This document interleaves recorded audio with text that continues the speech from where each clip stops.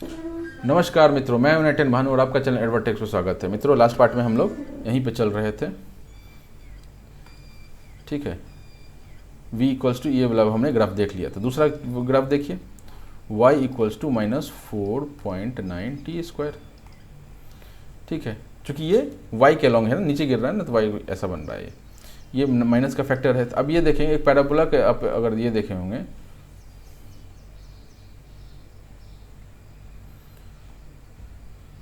y equals to 4ax², ऐसा कुछ parabola का ये फॉर्मूला होता है और y वाले का, और इसका जो ग्राफ बनता है वो कुछ ऐसा बनता है। पॉजिटिव में है ना, ये ऐसा बनता है। सर ये हाइपरबोला ही बन रहा, पैराबोला नहीं, ठीक है। तो इसका ग्राफ कैसा बनता है? इसका ग्राफ आपका चूँकि निगेटिव में है ये, तो हर टी तो हमेशा पॉजिटिव होगा, टी हमेशा पॉजिटिव होगा, यानी कि टी इस एक्सिस पे टी आएगा, इस वाले एक्सिस पे। सॉरी, चलिए छुप गया, sorry I am very sorry. इसको ऊपर करते हैं। टी हमेशा पॉजिटिव आएगा, ये वाले पे टी है, ठीक है। और क्या बोल रहा है, वाई हमेशा निगेटिव आएगा क्योंकि माइनस का फैक्टर लगा हुआ है। और जब टी स्क्वायर है, यानी y is directly proportional to t square. T के प्रोपोर्शनल नहीं है, टी के प्रोपोर्शनल था तो सीधा लाइन बन रहा था, टी स्क्वायर प्रोपोर्शनल है तो ये ऐसा बनेगा, ठीक है। ये आपको क्लियर है? ये आप यहाँ पर देख सकते हैं, ये वाला चीज़, ठीक। लास्ट कौन सा है? v² इक्वल्स टू माइनस, अब ये क्या, वेलोसिटी तो यार निगेटिव भी हो सकता है। अब v² में बेसिकली हम लोग नहीं निकालेंगे, इसमें भी हाइपरबोला ही बनेगा, बट v तो निगेटिव भी हो सकता है ना। चलिए इसका भी मैं बता ही देता हूँ एक बार, अगर पूछ ले जस्ट इन केस ग्राफ इसका बना के बताओ तो मैं इसका बता देता हूँ आपको। v² इक्वल्स टू -19.6y है ना, y equals to v² upon -19.6, ठीक था। तो इसमें क्या होगा कि y जो है वो प्रोपोर्शनल है v² के, सॉरी, y प्रोपोर्शनल है v² के, ठीक है। y अगर प्रोपोर्शनल है v² के तो कैसा कर्व बनेगा? तो y तो y हो गया। अब y क्या होगा? हमेशा नेगेटिव होगा, मतलब कि ऊपर की तरफ y का वैल्यू नहीं होगा, नीचे की तरफ होगा। v क्या होगा? v तो नेगेटिव भी हो सकता है, पॉजिटिव भी हो सकता है, हमको नहीं पता कि नेगेटिव है पॉजिटिव है। तो v हम लोग इस एक्सिस पे मानेंगे, ठीक है। थोड़ा छोटा करो, हाँ। v हम लोग इस एक्सिस पे मान रहे हैं और y हम लोग इस एक्सिस पे मान रहे हैं। y का वैल्यू आप इसे देख सकते हैं कि हमेशा ये v² हमेशा पॉजिटिव होगा, ये कांस्टेंट पॉजिटिव है और एक माइनस का फैक्टर है, तो वो माइनस का फैक्टर क्या करेगा? y का वैल्यू हमेशा नेगेटिव देगा, यानी y का वैल्यू हमेशा v एक्सिस के नीचे ही होगा, मतलब कुछ इधर बनेगा। अभी हमने देखा था कि y एक प्रोपोर्शनल टू t² कैसा बन रहा था, ठीक है, ऐसा बन रहा था। अब उसमें क्या था कि t जो है वो नेगेटिव नहीं हो रहा था, लेकिन इसमें v तो नेगेटिव हो ही सकता है, v अंदर तो नेगेटिव हो ही सकता है, v² ना पॉजिटिव होगा, ठीक है। तो अगर हम प्लॉट किसका कर रहे हैं? हम प्लॉट y वर्सेस v का कर रहे हैं प्लॉट, तो v तो नेगेटिव भी हो सकता है लेकिन v² नेगेटिव नहीं हो सकता है। तो v नेगेटिव हो सकता है, वेलोसिटी है, स्पीड नेगेटिव नहीं होता लेकिन वेलोसिटी नेगेटिव हो सकता है। तो ये कुछ ऐसा बन जाएगा, इसका कर्व ऐसा बन जाएगा, ठीक है। क्यों ऐसा बन जाएगा? y पॉजिटिव नहीं हो सकता क्योंकि यहाँ नेगेटिव लगा हुआ है, और v² हमेशा पॉजिटिव होगा, ये पॉजिटिव होगा, तो दो पॉजिटिव और एक नेगेटिव यहाँ पर है, तो ये बोले तो हमेशा पॉजिटिव होगा और माइनस क्या करेगा? नेगेटिव बनाएगा, इसलिए यानी v एक्सिस के ये हमेशा नीचे ही आएगा, ठीक है। पहला बात। दूसरा बात, y इक्वल्स टू v² का ग्राफ कैसा बन रहा था? ऐसा बन रहा था। y equals to y proportional to t² का ग्राफ हमने देखा था, ऐसा बन रहा था। उसके उसमें t निगेटिव नहीं हो रहा था, इसलिए ये वाला पोर्शन नहीं आ रहा था। इसमें क्या है? v निगेटिव हो सकता है, तो इसमें ये वाला पोर्शन आएगा, ठीक है। तो ये ऐसा इसका ग्राफ बन जाएगा। अब ये है क्या है? एक्सलेरेशन और टाइम का ग्राफ है। लास्ट पोर्शन मैंने एक ग्राफ और बच गया है इसमें, जो क्या है? एक्सेलरेशन और टाइम का ग्राफ है। थोड़ा बड़ा करें। अब एक्सेलरेशन तो कांस्टेंट है ना, एक्सेलरेशन तो कांस्टेंट है। जो चीज़ कांस्टेंट है, कांस्टेंट ग्राफ कैसे बनता है? ए का ये लाइन पर है और टी का ये लाइन पर है, तो 1 और 2, और यहाँ पर रख लीजिए, कुछ भी रख लीजिए, वैल्यू नहीं भी लिखेंगे तो भी चलेगा। तो ये मान लीजिए ये 9.8 है, माइनस 9.8 है मान लेते हैं, ये वाला लाइन 10 यहाँ कहीं होगा, ये 9। तो यहाँ से क्या होगा, टाइम, ये टाइम बढ़ता जा रहा है, तो टाइम के साथ ये तो चेंज नहीं होता है, एक्सेलरेशन ड्यू टू ग्रेविटी। तो हम क्या करेंगे, स्ट्रेट लाइन बन जाएगा ये हमेशा ऐसे, ठीक है। अब इसको पढ़ के देखिए, आपको क्लियर हो जाएगा। नेक्स्ट पॉइंट पे आते हैं। वो वाला जो मैंने ये जो कर्व दिखाया था ना, वो इसमें नहीं दिया हुआ है, ठीक है, देना चाहिए था बट इग्नोर क्या ही कर सकते हैं। Galileo's law of odd numbers. The distance traversed during equal intervals of time by a body falling from rest stand to one another in same ratio as the odd numbers beginning with unity.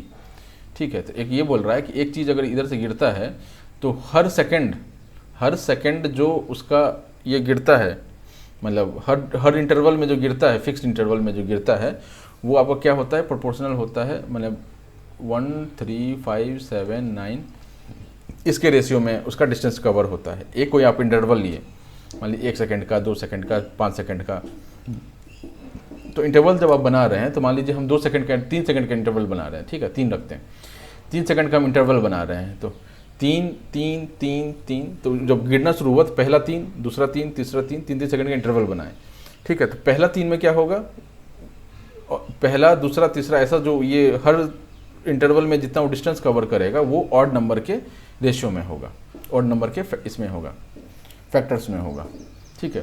Factors मतलब ratio ही होगी, odd number के factors में है, मतलब वो odd number के ratio में है। तो क्या बोलना चाह रहा है, एक बार फिर से इसको मैं आपको बताऊं कि एक बॉल यहाँ से गिरा, ठीक है, इसमें आपने इंटरवल माना, ये बॉल यहाँ से नीचे की ओर गिरना शुरू हुआ, ठीक, तो ये क्या है, ये टी है, ठीक है। फिर यहाँ से यहाँ क्या हो जाएगा, 2t हो जाएगा, सेम इंटरवल ले रहे हैं, यहाँ से यहाँ क्या हो जाएगा, 3t हो जाएगा, यहाँ से यहाँ 4t हो जाएगा।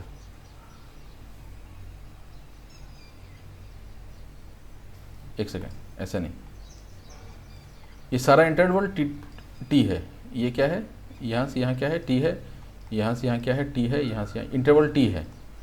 टाइम इलैप्स्ड कितना है, टाइम ड्यूरेशन की बात अगर हो रही है तो यहाँ से यहाँ कितना है, टाइम इलैप्स्ड टी है, यहाँ से यहाँ कितना टाइम इलैप्स्ड है, 2t है, ठीक है। सेम यहाँ से यहाँ कितना है, 3t है, ठीक है। आप ये समझ रहे हैं, ये टाइम इलैप्स्ड है, और इधर क्या है, इंटरवल है, इंटरवल टी, सारा इंटरवल टी है, और ये टाइम इलैप्स्ड है कि t सेकंड्स पहला में तो सेम ही होगा, दूसरा में 2t हो जाएगा टाइम इलैप्स्ड, तीसरा में यहाँ पे होना चाहिए था, तीसरा में क्या हो जाएगा, 3t हो जाएगा, टाइम इलैप्स्ड है ये, ठीक है। अब ये बोल रहा है कि हर इंटरवल में कितना गिरेगा, तो ये रेशियो में होगा, पहले में 1 गिरेगा, दूसरे में 3 गिरेगा, तीसरे में 5 गिरेगा, चौथे में 7 गिरेगा, इस रेशियो में गिरेगा वो, ठीक है। वो इसने प्रूफ करके इसमें बताया है, ठीक है।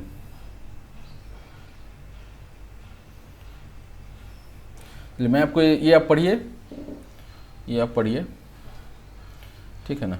मैं आपको सीधा टेबल से बताता हूँ, अब एक एक लाइन रीडिंग करना संभव नहीं है, मैं कॉन्सेप्ट बताता हूँ आपको, और कैसे किया गया ये भी मैं बताता हूँ।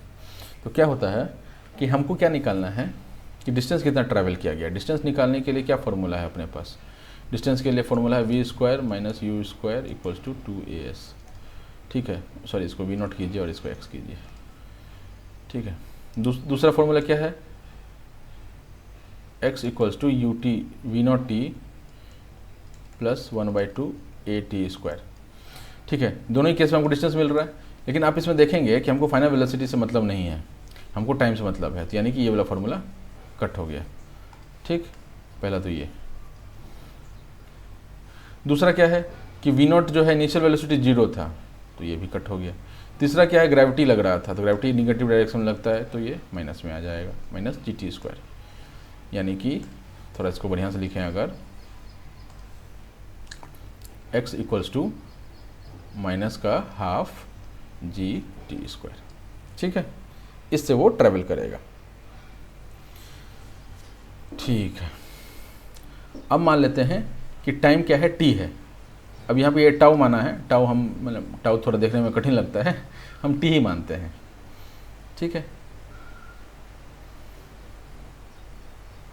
हम क्या मानते हैं, t मानते हैं।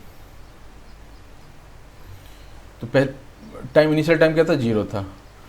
टाइम, ये टाइम क्या है, टाइम इलैप्स्ड है, ये टाइम इलैप्स्ड है, ये वाला जो कॉलम है वो टाइम इलैप्स का कॉलम है, ठीक है। पहले t सेकंड्स, उसके बाद पहला t सेकंड्स बीता, 2t सेकंड्स बीता, 3 टी सेकंड्स बीता, 4 टी सेकंड्स बीता, 5 टी सेकंड्स बीता, ये टाइम इलैप्स्ड है, ठीक है, 6 टी सेकंड। कहने का ये मतलब है कि आप ड्यूरेशन देखेंगे तो 0 से इसके बीच में टी ट्रैवल किया, ठीक है, 1 से 2 टी के बीच में टी ही तो ड्यूरेशन हुआ, 2 से 3 टी के बीच में टी ड्यूरेशन हुआ। तो अगर आप इंटरवल्स देखेंगे या ड्यूरेशन देखेंगे एक एक इसका बीच का, तो जो ड्यूरेशन आप ले रहे हैं तो वो टी टी टी टी ही दिखेगा, लेकिन आप टाइम लैप्स्ड देखेंगे तो आपको ऐसा दिखेगा। अगर आपको थोड़ा इसको समझने में दिक्कत हो रहा है तो आप टी हटा करके सीधा 0 1 2 3 4 ले लीजिए, ठीक है, वो भी हम करके आपको बता देते हैं। मान लेते हैं हमको ये टी समझने में दिक्कत हो रहा है, तो हम क्या करेंगे कि पहला से 0 1, इसको भूल जाइए, इसको अभी भूल जाइए, 2 3 4 5 6, ठीक है। हम 1 1 सेकंड का इंटरवल लिए हैं। इंटरवल कितने का लिए हैं? 1 1 सेकंड पे लिए हैं। इंटरवल कहने का क्या मतलब है, मान लेते हैं आपको किसी चीज़ का रीडिंग लेना है, ठीक है, तो आप कितने देर पर रीडिंग लेंगे? तो आपने बोला कि यार ना मैं 1 1 मिनट पर नहीं, मैं ना 5 5 मिनट पर रीडिंग लूँगा, ठीक है। आपको ऐसा बोला गया कि भाई एक काम करो, गाड़ी में आपको 1 घंटा बैठना है, गाड़ी चल रहा है, गाड़ी में आपको 1 घंटा बैठना है आपको, और हर 5 5 मिनट पे आपको रीडिंग लेना है। तो आप क्या लेंगे? 0 कब लेंगे आप? 0 5 पे लेंगे, 10 पे लेंगे, 15 पे लेंगे, 20 पे लेंगे, ऐसे लेंगे आप। लेकिन हर का इंटरवल कितनी देर पर ले रहे हैं? 2 रीडिंग के बीच में कितना टाइम ड्यूरेशन का गैप है?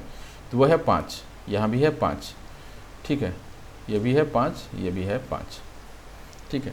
तो कहने का मतलब ये है कि ये टाइम इलैप्स्ड है, कितना टाइम बीता है, और ये है कि आप कितने इंटरवल पर ये रीडिंग ले रहे हैं। आपको समझ में आ रहा है?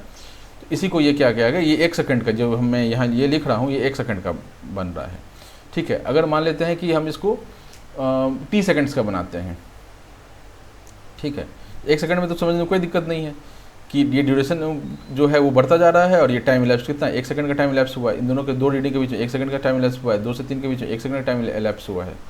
तो हम इंटरवल कितने का ले रहे हैं? 1 1 सेकंड का इंटरवल ले रहे हैं। अब 1 सेकंड से ज़्यादा का इंटरवल लेना चाहते हैं, ठीक है, मान लेते हैं हम 1 सेकंड से ज़्यादा का इंटरवल लेना चाह रहे हैं, तो कैसे लेते हैं? मान लेते हैं 0 2 4 6 8 10 12, या फिर 0 3 6 9 12 15 18, ठीक है। ऐसा भी ले सकते हैं कि 3 सेकंड पे हम गैप पे ले रहे हैं अपना रीडिंग, है ना, और टाइम लैप्स कितना हो गया? 18 सेकंड तक चला गया। अब इस दोनों का आप अगर देखेंगे, दोनों में कुछ फैक्टर्स कॉमन आ जाएंगे। इसमें देखिए 2 का फैक्टर कॉमन आ रहा है, तो हम इस वाले लाइन को क्या लिख सकते हैं? इस वाले लाइन को लिख सकते हैं 0, इसमें टी का वैल्यू 2 आ जाएगा, टी इक्वल्स टू 2 आ जाएगा, 0 T 2 T 3 T 4 T 5 T and 6 T, ठीक है। टी का वैल्यू कितना है? 2 है। अब मल्टीप्लाई करके देखिए, है ना, यही चीज़ मिल रहा है। इस वाले केस में टी का वैल्यू कितना है? टी इक्वल्स टू 3 माना गया है, तो बाकी क्या आ जाएगा? T 2 T 3 T 4 T 5 T 6 T. तो जितना देर का आप इंटरवल ले रहे हैं वो आप इसमें अगर डाल रहे हैं, तो अभी देखिए इसको मल्टीप्लाई कीजिए, 0 3 टी 3 टी 3 इंटू 2 6 टी। तो बेसिकली क्या हो गया कि ये वाला पोर्शन कॉमन है, और आप गैप जितना लेना चाहते हैं वो जो होगा वो जो आप जितनी देर पर रीडिंग लेना चाहते हैं उसको आप टीम में उसका वैल्यू पुट कर दीजिए। तो ये एक जेनरिक फार्मूला हो गया। तो वही चीज़ यहाँ पर बताया गया है, ठीक है।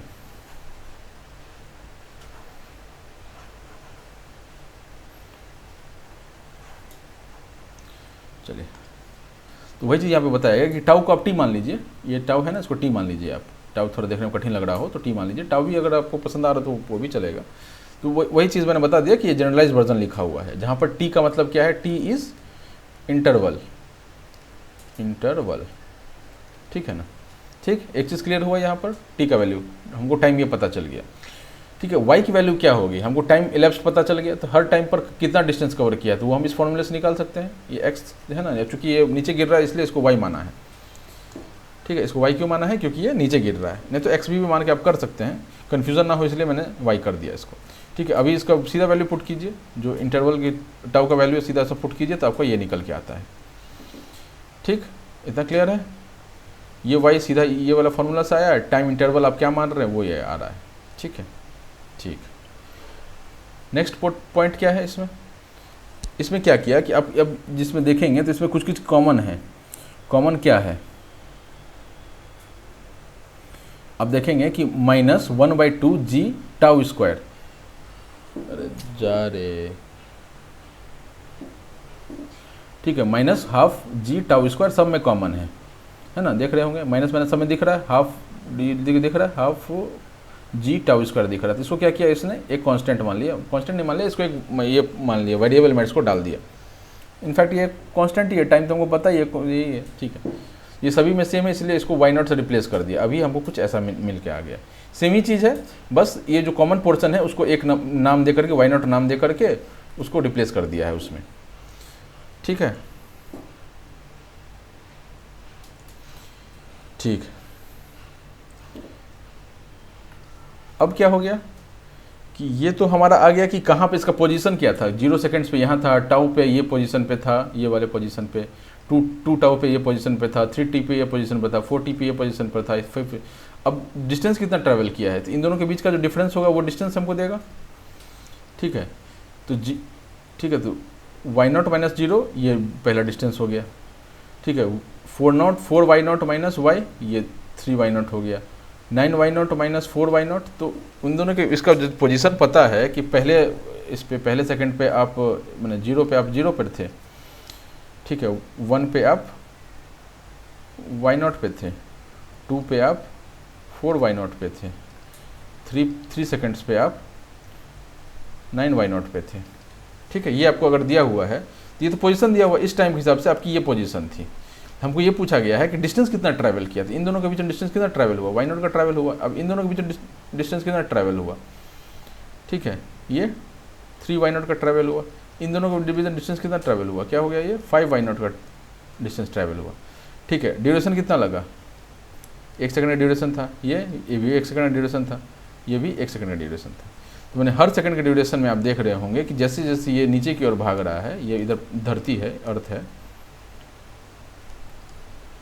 ठीक है, ये इधर की ओर भाग रहा है, तो हर सेकंड जैसे यहाँ से 0 से जब वो शुरू हुआ गिरना, तो पहले सेकंड में वो y0 ट्रैवल किया, दूसरे सेकंड में ये 3y0 ट्रैवल किया, तीसरे सेकंड में 5y0 ट्रैवल किया। तो हर सेकंड में देखेंगे कि आप उसका जो डिस्टेंस ट्रैवल है वो इस तरह से बढ़ता जा रहा है, ठीक है। क्यों बढ़ता जा रहा है, क्योंकि उस पर एक्सलरेशन लग रहा है ग्रेविटी का नीचे की ओर, तो ये ऐसा बढ़ता जा रहा है। तो अब रेशियो निकाल के आएंगे तो आप ये ऐसा रेशियो निकल के आता है। तो आप ये टेबल बनाएंगे, आप ये फॉर्मूला दिखाएंगे, आप वहाँ पे लिखेंगे कि हम जो है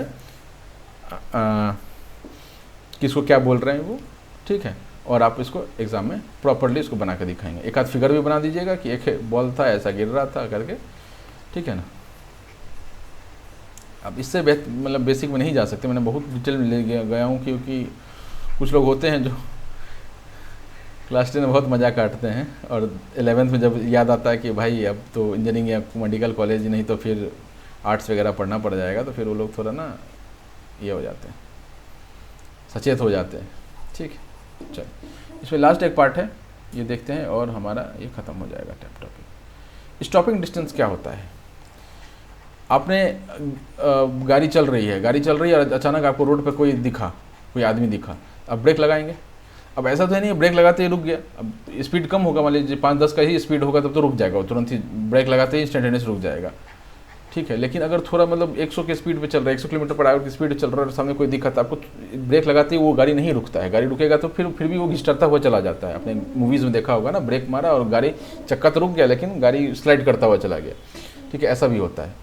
तो इस केस को समझने के लिए इसी को बोलते हैं स्टॉपिंग डिस्टेंस, कि आपने ब्रेक मार दिया, पूरा ब्रेक मार दिया और उसके बाद कितना दूर लगा उसको रुकने में, ठीक है, वो उसको हम लोग बोलते हैं स्टॉपिंग डिस्टेंस, उस डिस्टेंस को बोलते हैं, ठीक। तो हमको क्या पता है,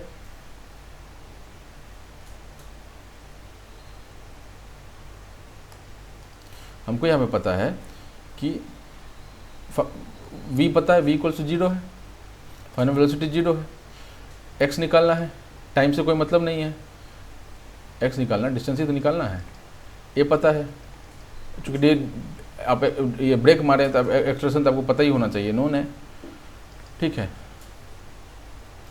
और v0 आपकी कुछ इनिशियल वेलोसिटी होगी जहाँ से आप ब्रेक मारेंगे, ये भी आपको पता होता है, ये भी नोन है, ठीक है। तो अब सीधा एक फॉर्मूला निकल गया था ये वाला, v square equals to we naught square plus 2ax। अब ज़्यादा कुछ नहीं है, ये 0 है, सीधा इसको वैल्यू पुट कीजिए, क्या आ जाएगा,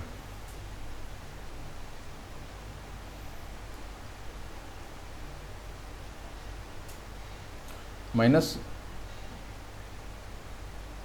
वी नॉट का square upon 2a equals to x. ठीक है, इसी x को ये क्या बोला है, ds बोला है, डिस्टेंस, जो स्टॉपिंग डिस्टेंस है उसको ये बोला है। ठीक है, अब इसमें कोई दिक्कत आपको, यहाँ तक कोई दिक्कत नहीं है। तो यहाँ पे ये निकल के आया कि स्टॉपिंग डिस्टेंस जो है, stopping distance is proportional to the square of initial velocity. ठीक है, अगर इनिशियल वेलोसिटी को हम 2 से इंक्रीज करेंगे, ये तो कांस्टेंट हो गया ना। ठीक है, तो वी नॉट जो है, V naught square is proportional to X, या फिर ऐसा बोल दो X is proportional to we naught square. So इसमें ये है, मतलब क्या बोलते हैं उसको, स्क्वायर के टर्म्स में है। तो अगर ये 2 से बढ़ेगा तो ये कितना से बढ़ेगा, ये 4 से बढ़ेगा। क्यों 4 से बढ़ेगा, इसको देखिए एक बार, वी नॉट को 2 वी नॉट रख के देख लीजिए आप। वी नॉट को 2 वी नॉट रख लेंगे, x is proportional to we naught है मान लेते हैं, तो x is proportional to x1 is proportional to 2 v naught square. ठीक,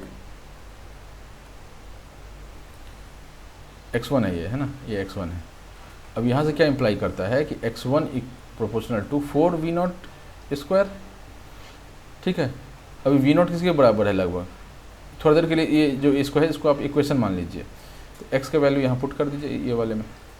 तो x1 is proportional to 4x, यानी ऑलमोस्ट मैंने इक्वल का ही लगा दीजिए थोड़ा देर के लिए, कि अगर हम लोग वेलोसिटी को 2 से बढ़ाते हैं तो अपना स्टॉपिंग डिस्टेंस जो है वो 4 के फैक्टर से बढ़ता है। वही चीज़ यहाँ पर लिखा हुआ है।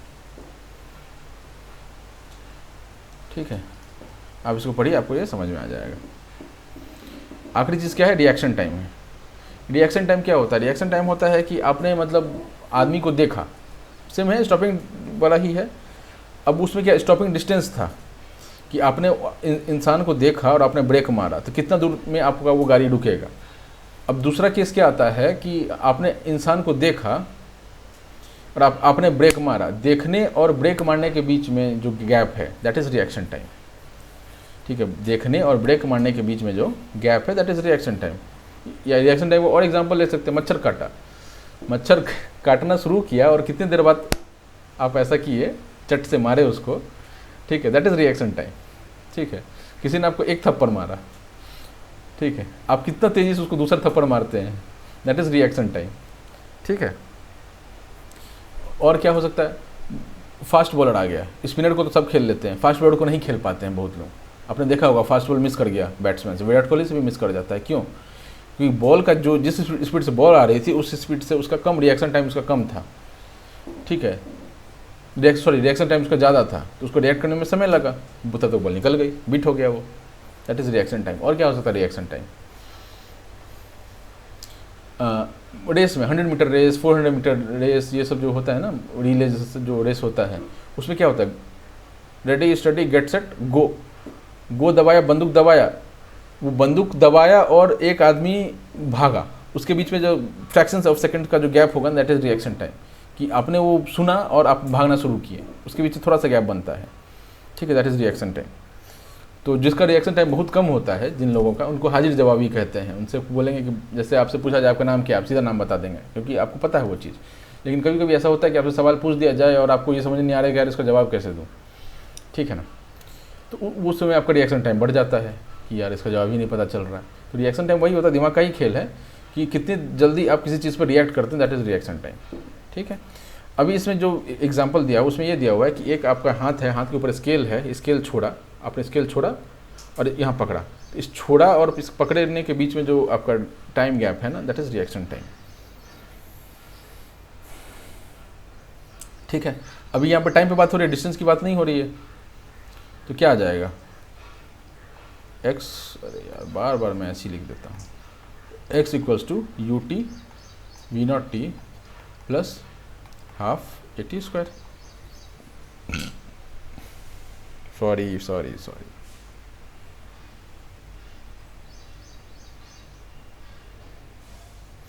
ठीक है, अब देखिए इनिशियल वेलोसिटी इसका 0 था, आपने छोड़ा था इसको, तो ये क्या हो जाएगा माइनस।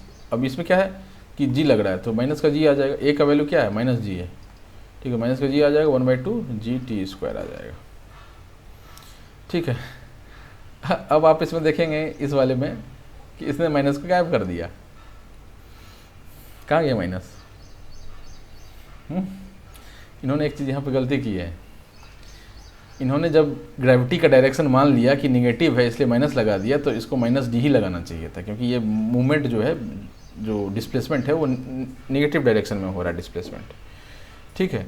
तो इनको इसको भी माइनस में ही मानना चाहिए था। इससे क्या होता है कि ये और ये कैंसिल हो जाता है और ये आराम से आप यहाँ पहुँच जाते हैं। अभी आप इस माइनस फैक्टर को एडजस्ट करने में लगिए, आपको लगेगा भाई माइनस फैक्टर को कैसे डालूँ, ये तो रूट के अंदर में माइनस आ जाएगा, खैर जो भी, ठीक है। तो यहाँ भी माइनस होना चाहिए, यहाँ पर मैंने सीधा फॉर्मूला लिखा है इसलिए यहाँ पर प्लस लिखा है, लेकिन जैसे ही मैंने जी को माइनस में डाला तो मेरे को एक्स को भी माइनस में डालना है, ठीक है। यहाँ से कट गया, टी इक्वल्स टू 2x/g का अंडर रूट, ठीक है। और ये सेकंड्स लिखा हुआ है, इसको ये कुछ ऐसा है नहीं, फैक्टर्स नहीं है। अब यहाँ पर एक चीज़ और बोल दिया है कि 21 सेकंड्स जो है 21 सेंटीमीटर वो ट्रैवल कर जाता है, तो हमको क्या बताया कि x का वैल्यू बता दिया 21 सेंटीमीटर और g का वैल्यू तो हमको पता ही है, तो आप इसको रूट में डालेंगे और आपका ये वैल्यू निकल के आ जाता है इस केस के लिए, ठीक है। अगर ये 21 सेंटीमीटर ज़्यादा होता है या कम होता तो फिर ये रिजल्ट वेरिएट करेगा, ठीक है। ठीक है मित्रों, इसके साथ ये लेक्चर समाप्त होता है, ठीक है। आप इसमें अब इसमें आपको क्या करना है होमवर्क में, इसका आप समरी पढ़िए, वही चीज़ें बताई गई हैं, ठीक है। जो पार्ट नहीं समझ में आता है प्लीज़ कमेंट कीजिए, मैं एक एक कमेंट लूँगा, ठीक है। और ये प्रोबेबली नेक्स्ट सीज़न तक के लिए ही रहेगा, I guess next season as in next March तक के लिए। जब अगला अप्रैल शुरू होगा तो फिर से मैं इस पर नया वीडियोज़ बनाऊँगा। तो जो इस वीडियो अगर यही वीडियो है और किसी को डाउट हो रहा है तो प्लीज़ डाउट पे कमेंट करें, डाउट को कमेंट में बताइए अपना, हम उसका अलग से लेक्चर लेंगे, ठीक है। मुझे आप grex1192 पे फॉलो कर सकते हैं इंस्टा पे वीडियो अपडेट्स के लिए, और लाइक शेयर सब्सक्राइब कर दीजिए प्लीज़, ठीक है। बहुत मेहनत लगता है एक लेक्चर लगाने के लिए, अगर मैं आपकी हेल्प कर पा रहा हूँ तो प्लीज़ लाइक शेयर सब्सक्राइब कर दीजिए, ठीक है। और ये पढ़िए आप, कुछ नहीं है इसमें भी कुछ नहीं है, ठीक है। ये जो पोर्शन हमने चूँकि फर्स्ट लेक्चर में ये पोर्शन छोड़ा है ना डायमेंशन वाला, ठीक है। एक चीज़ ये होता है ना, मीटर सेकेंड, और क्या होता है मीटर पर सेकेंड, मीटर सेकेंड स्क्वायर, ठीक है। तो मीटर क्या होता है, डिस्टेंस है ना, तो इसको हम लेंथ से डायमेंशन डिनोट करते हैं, ठीक है। और सेकंड क्या टाइम है, तो इसको हम लोग टी के डायमेंशन डिनोट करते हैं। अगर ये ऊपर में है तो सीधा ऐसे ही लिखा जाएगा, अगर नीचे में है तो इसमें क्या करेंगे हम लोग -1 का फैक्टर डालते हैं, ठीक है। लाइक अगर ये डिस्टेंस था, पाथ लेंथ क्या है m मीटर में लिखते हैं, तो मीटर में सीधा लेंथ में आ गया, ठीक है। ये मीटर में है डिस्प्लेसमेंट, वो भी लेंथ में आ गया, डायमेंशन यही हो गया। तो ये क्या है आपका यूनिट है, और ये क्या है डायमेंशन है। डायमेंशन मतलब क्या होता है कि उस डायमेंशन मतलब होता है कि उस क्या बोलेंगे उसको, उस एंटिटी में क्या क्या आ रहा है, टाइम आ रहा है, लेंथ आ रहा है, और क्या क्या आ रहा है, तो उसको हम लोग डायमेंशन बोल रहे हैं, है ना। और जब हम सीधा मीटर और सेकंड लिखते हैं तब तो यूनिट ही हो गया। अब देखिए वेलोसिटी में क्या होता है, मीटर पर सेकंड होता है, तो इसको हम ऐसे भी लिख सकते हैं L/T, ठीक है। या फिर इसको हम ऐसे भी लिख सकते हैं कि जैसे T ऊपर आएगा तो T का पावर -1 में आ जाएगा। तो अलग अलग भी लिख सकते हैं आप, इसमें कोई ऐसा ज़रूरी नहीं है कि इसको ऐसे ही लिखा जाए, T की पावर -1 भी लिख सकते हैं, इसको अंदर भी घुसा सकते हैं, चूँकि ब्रैकेट है तो डायमेंशन हम T-1 भी कर सकते हैं। तीनों ही नोटेशन सही है, आप कैसे भी कर सकते हैं, ठीक है। ये थोड़ा बोरिंग पढ़ रहे मैंने छोड़ दिया था, बट चूँकि यहाँ पे आया है तो बताना ज़रूरी है, ये आपकी कीजिएगा, ठीक है। और इसमें क्या है, अभी देखिए मीटर पर सेकंड स्क्वायर है ना, तो ऊपर में -2 करके लिखा, इसमें भी -2 करके लिख दिया, ठीक है। अब इसमें आ जाता है, ये थोड़ा पढ़िएगा, जो भी चीज़ें पढ़िए एक रीडिंग तो डालना ही डालना है, जो काम का लगे तो अंडरलाइन कीजिए, नहीं काम का लगे स्किप मारिए, ठीक है। मैं अभी कॉन्सेप्ट बता रहा हूँ, मैं कीज़ आपको समझ में आए, ठीक है। इस पर आप सवाल लगाइए, जो भी सवाल दिए हुए हैं सवाल लगाइए, जो भी टफ सवाल लगे आपको वो आप मुझे कमेंट में बता दीजिए, ठीक है। अगर नहीं बन रहा हो तो आप मुझे कमेंट बता दीजिए। मैं इसके लिए अलग से वीडियो का सीरीज़ लेके आऊँगा, तो आप जितना जल्दी मुझे पता चलेगा कि आपको इन सवालों में दिक्कत है तो उतना जल्दी मैं वो वीडियो लेके आऊँगा, क्योंकि मुझे वो दिखेगा कि लोग देख रहे हैं और बच्चे देख रहे हैं और उनको डाउट हो रहा है, तो मैं प्रतिबद्ध हूँ कि मैं उसको सॉल्व करूँ डाउट्स को। ठीक है, ठीक है। सवाल आसानी है, आप करके देखिए, नहीं होता है तो फिर हम जब सवाल का सीरीज़ लेके आएंगे तो उसमें ये हम लोग कवर करते चलेंगे। आखिरी चीज़ इसमें जाने से पहले कुछ लोग होंगे जो इंग्लिश मीडियम में पढ़े होंगे, ठीक है, हिंदी बोलना तो फिर भी आता ही होगा। जिनको नहीं आता हिंदी बोलने, जो मतलब थोड़े साउथ साइड से हैं, उनके लिए थोड़ा प्रॉब्लम है, बट जिनको हिंदी बोलने आता है उनके लिए और इंग्लिश मीडियम से पढ़ रहे हैं उनके लिए ये लेक्चर सफिशिएंट है। लेकिन इनिशियली मुझे भी ऐसा हुआ था, जब मैं 11th में गया था तब मैंने कोचिंग में, जब रेजिडेंस कोचिंग में था मैं, तो वहाँ पर जो पहला जो क्लास हुआ ना उसमें सब्जेक्ट जो था वो इंग्लिश में था और पढ़ाने वाला हिंदी में पढ़ा रहा था, तो मेरे को समझने में काफ़ी दिक्कत हुआ था पहले 4-5 लेक्चर। फिर मैंने सोचा यार मेरे को हिंदी तो आता ही है, इंग्लिश भी पढ़ना आता ही है, तो वो फिर धीरे धीरे अडेप्ट कर गया। तो आप 2-4 बार देखिएगा एक ही चीज़ को तो आपको अडेप्ट कर जाएगा, ठीक है ना। क्योंकि मेजॉरिटी बच्चे ऐसे हैं जो जिनके पास पढ़ाई नहीं पहुंच रहा है। अगर आपके पास इंग्लिश में कोई क्लास में पढ़ा रहा है तो आप प्रिविलेज्ड हैं, लेकिन मेजॉरिटी ऐसे हैं जिनके पास नहीं आ रहा है ऐसा, तो उनके लिए है, उनके लिए खास करके है ये चीज़। और आपके पास अगर सोर्सेस अवेलेबल हैं तो अच्छी बात है, अगर मैं आपकी हेल्प कुछ कर पा रहा हूँ तो वो भी बहुत अच्छी बात है, ठीक है। चलिए, thank you, Tata. Next chapter पर मूव करते हैं नेक्स्ट लेक्चर से, ठीक, चल बाय।